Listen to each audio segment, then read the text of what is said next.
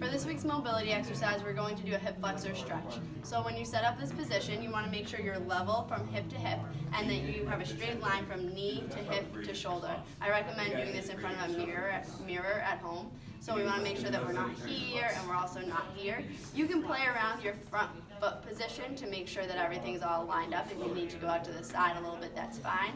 Usually putting a little pad under the bottom knee helps as well. You then want to make sure that your tailbone is tucked. Everyone likes to go to just this position to stretch their hip flexor, and that's not ideal for the low back. So hip is down, nice and level, tailbone's tucked.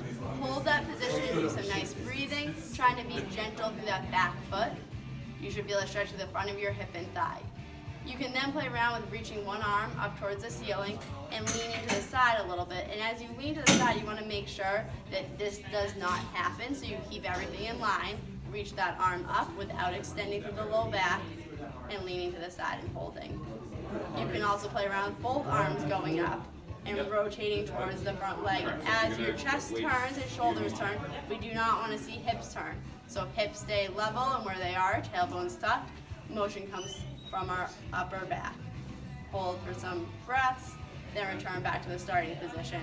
And the last thing you can do in this position is shift the stretch more to the inner thigh by stepping the foot way wider out to the side and purposefully shifting the hips over to the side. So you're pushing hips towards the front leg.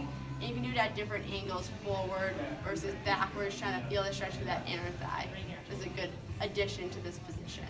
And do that on both sides, obviously. Good.